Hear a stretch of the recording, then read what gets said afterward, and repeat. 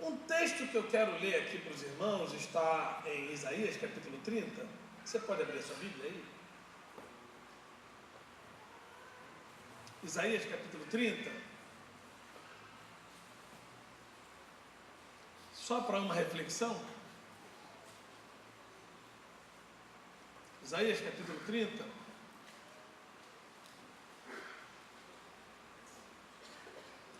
Versículo 1. Isaías capítulo 30, versículo 1. É só uma reflexão. Quero refletir com vocês sobre isso.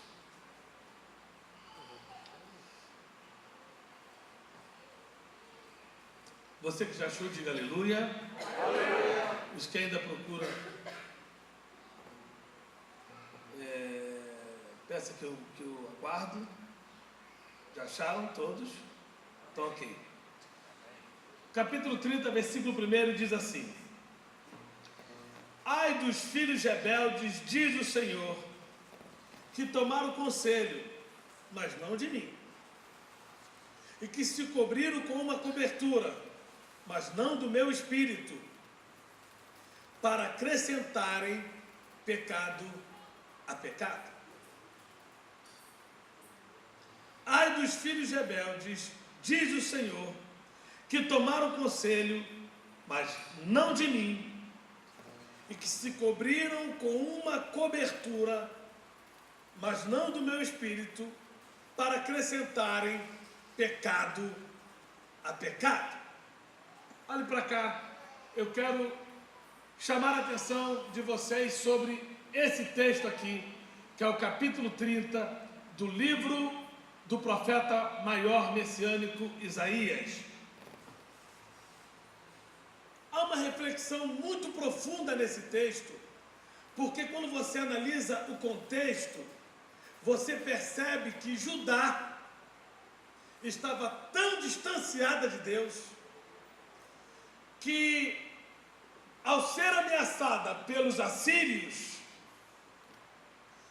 eles, ao invés de clamar e pedir ajuda ao próprio Deus, eles optam em pedir ajuda aos egípcios. Eles queriam a parceria do povo egípcio para tentar vencer os terríveis e violentíssimos assírios, que, diga-se de passagem, detinham o monopólio do ferro, portanto, tinham os melhores armamentos, as melhores espadas, escudos, lanças, flechas.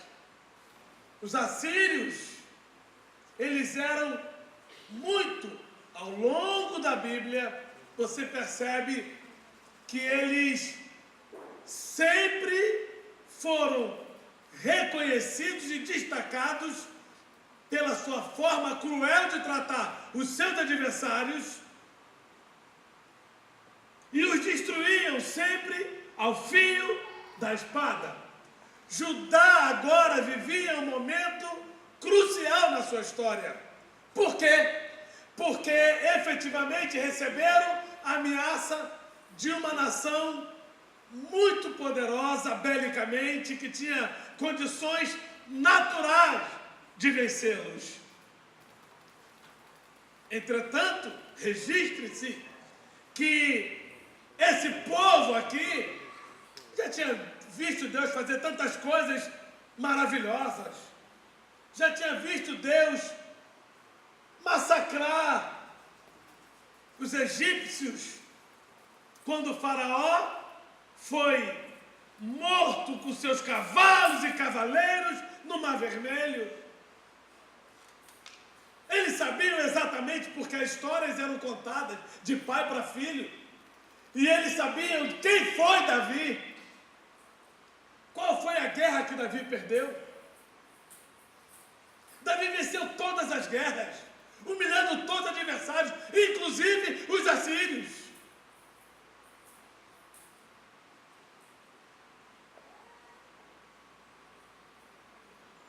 Pois bem, agora, quando o homem está ligado com Deus,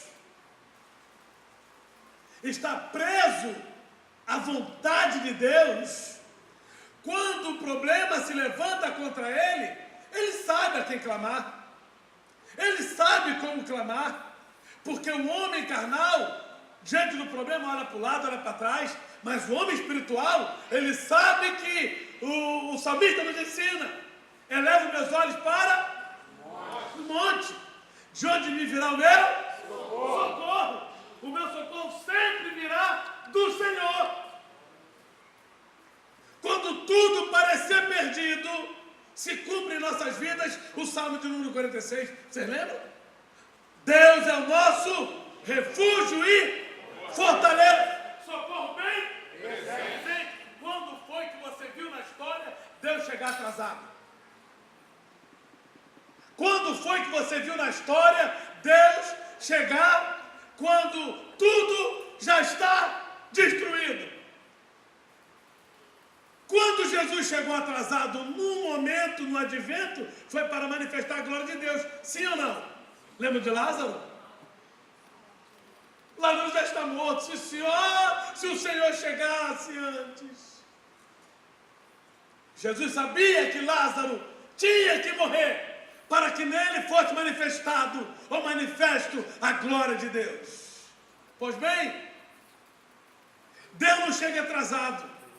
Deus conhece as nossas necessidades muito mais do que nós mesmos.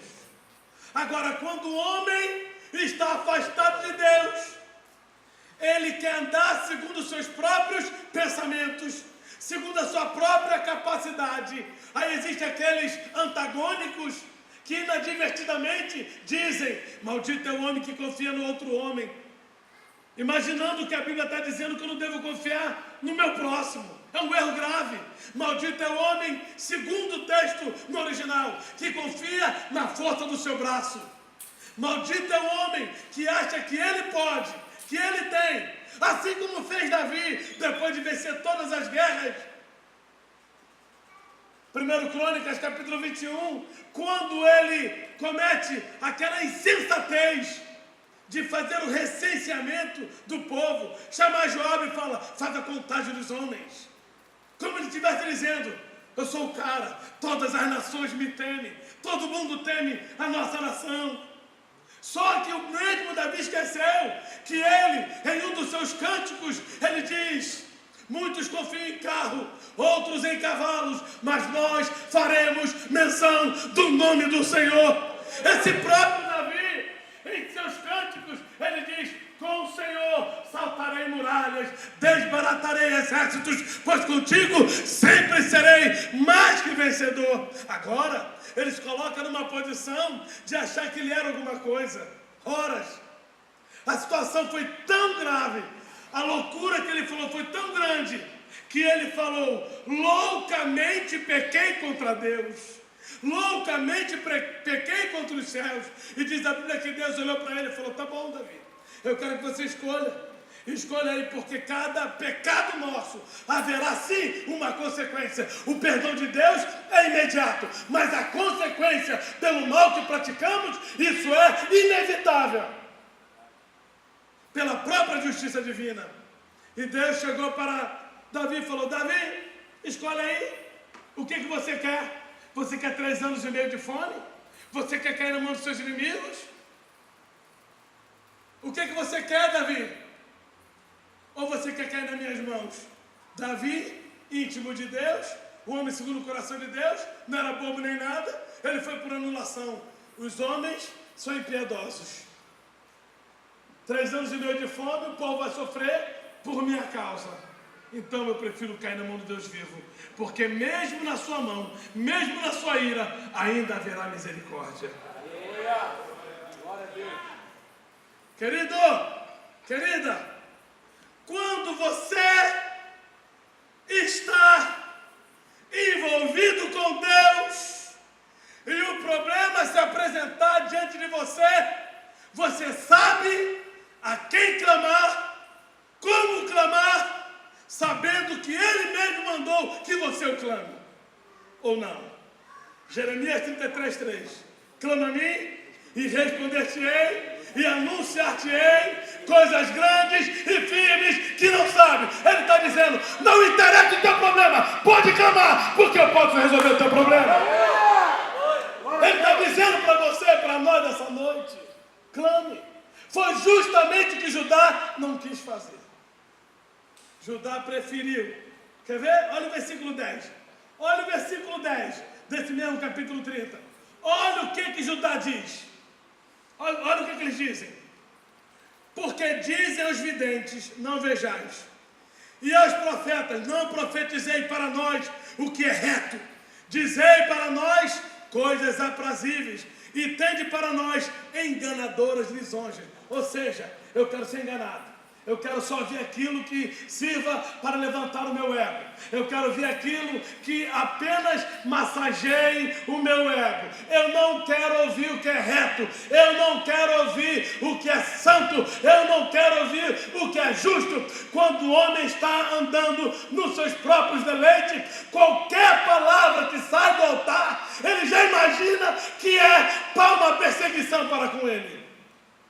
Qualquer palavra que o pastor ou alguém venha pregar, que emana do altar, ele já diz, isso é perseguição contra mim, isso é para me machucar, o pastor está sabendo da minha vida, o fulano de tal está sabendo da minha vida. Não! Quando eu estou preso em Deus, o que sai do altar vai servir ou para me edificar, ou para me exaltar, exortar, ou para me consolar. Eu tenho que saber quem está falando. Não diga para nós o que é reto, diga para nós enganadoras lisonjas. Aí o profeta falou, é isso que vocês querem? Então segura. Versículo 17 diz assim, 1000 homens fugirão a um grito de um, e ao grito de 5, todos vós fugireis, até que sejais deixado como mastro no cume do monte, e como a bandeira do outeiro. Sabe o que significa isso?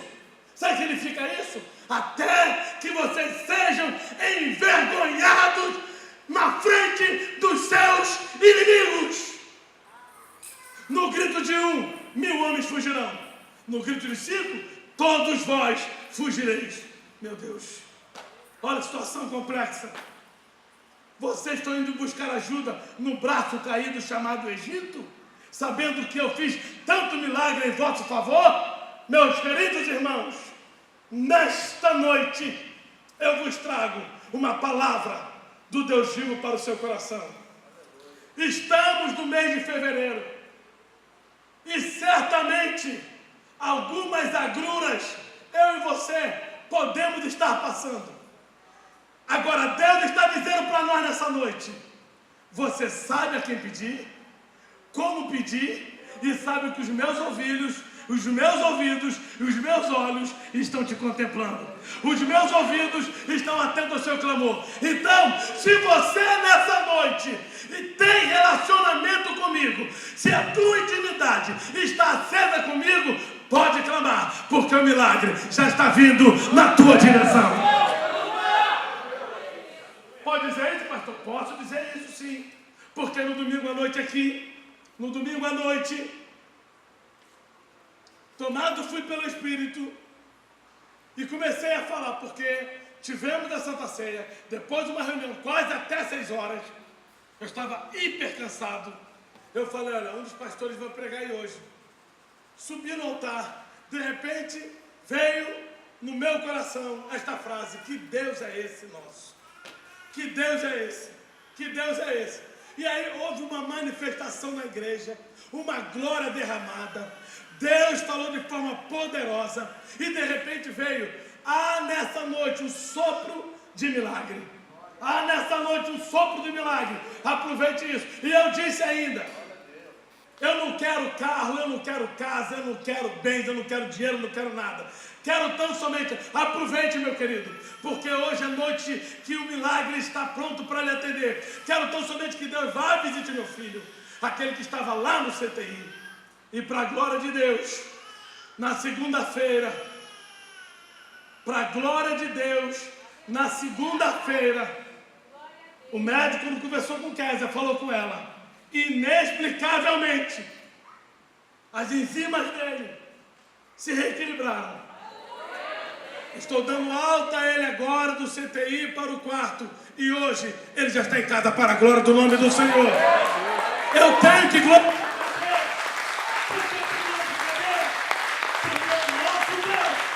Continua sendo o mesmo ontem, hoje e eternamente. Você tem duas escolhas. Você tem duas escolhas. Quais são, pastor? Eu ponho diante de ti o caminho da vida e o caminho da morte. Qual vai escolher? Essa mesma proposta foi feita para ajudar. O que vocês querem? Querem minha ajuda ou querem a ajuda dos egípcios? O que você quer, pastor Daniels? O que você quer, pastor Aderbal Péricles? O que você quer, pastor Marcos?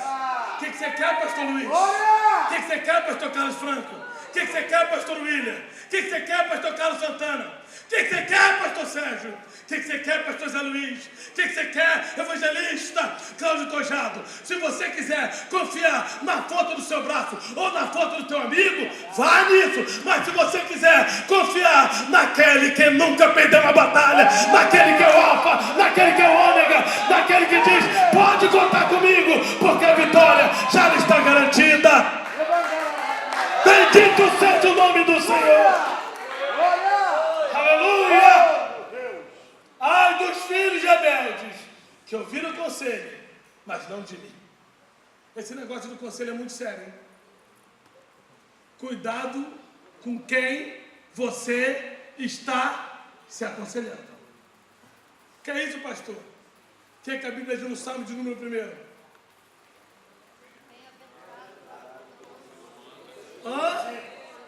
Bem-aventurado o varão que não anda segundo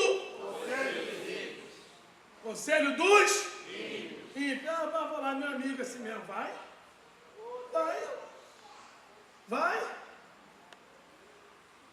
Quando você vai lá para o final desse memorável salmo, que é o Salmo de número 1, diz que os ímpios serão. Isso é muito forte. Isso é muito forte. Meu Deus. Não são assim os ímpios, mas são como a moinha que o vento espalha. Pelo que os ímpios não subsistirão no juízo, nem os pecadores na congregação do justo.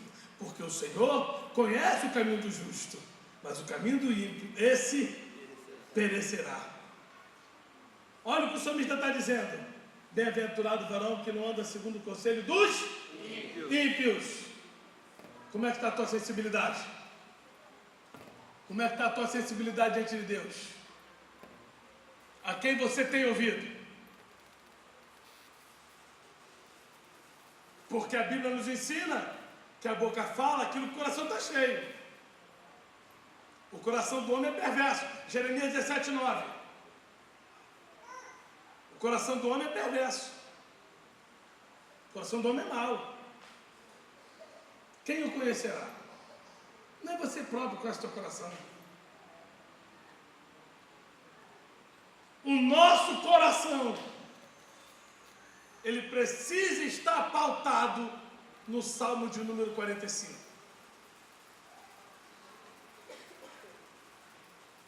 Quer ver? Os seus lábios falarem coisas boas? Os seus lábios servirem para abençoar as pessoas?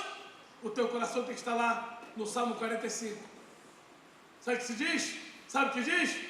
O meu coração ferve de palavras boas. Falo do que tenho feito no tocante ao rei. A minha língua é a pena de um destro escritor. Ou seja, se o teu coração estiver fervendo de coisas boas, a sua boca vai reproduzir coisas boas, frutíferas, abençoadas. Aleluia. E que vai servir de vida para muitas pessoas. O meu coração ferve de palavras boas.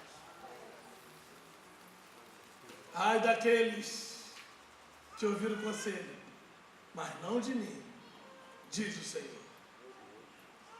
Que se cobriram com uma cobertura, mas não era do meu espírito.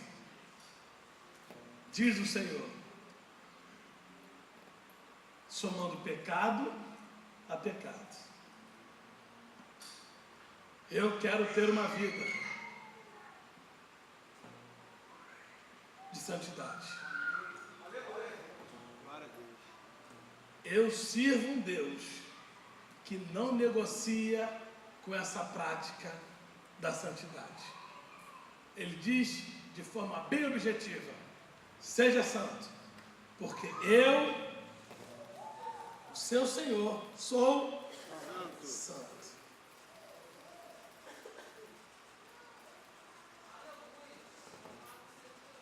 Quem recebe essa palavra, diga aleluia. Aleluia. Bendito seja o nome do Senhor. Bendito seja o nome do Senhor. Glória a Deus.